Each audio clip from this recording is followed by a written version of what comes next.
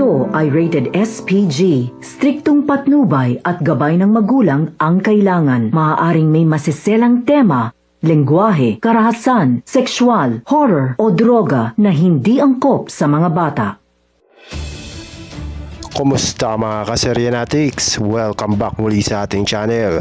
Sa darating na episode, magbubukas ang kwento sa isang napakabigat na eksena sa ospital. Naroon ang buong pamilya, halatang pagod, nag-aalala at puno ng takot. Habang kritikal ang kalagayan ni Thea at Ashley matapos ang nangyaring trahedya.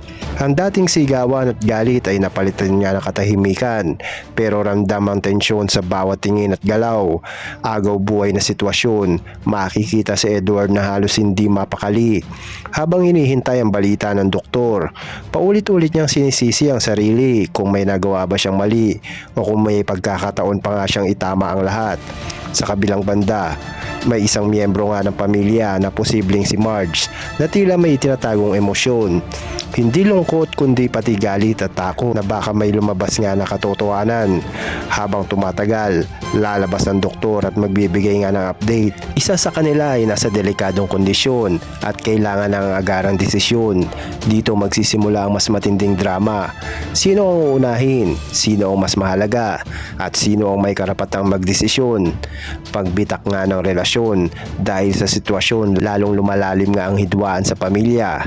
May magbubunyi ng sisi, kung hindi dahil sa iyo, hindi nga mangyayari ito. At dito nga magsisimula magbangay ng mga karakter. Ang mga dating tinatagong galit ay isa-isa nga lalabas.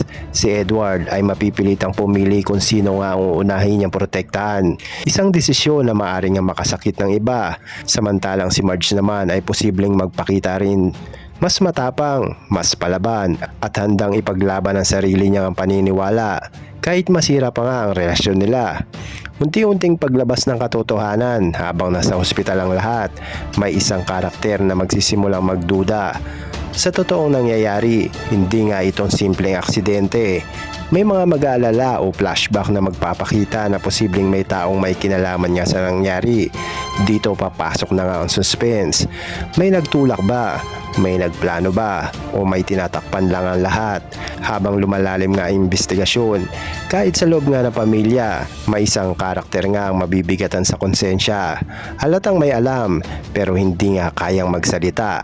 Pero kung bago ka pa mga kaseryantics ay huwag mo naman kalimutan na i-subscribe ang ating channel para updated ka sa mga tumitindi pang teleserye ng House of Lies.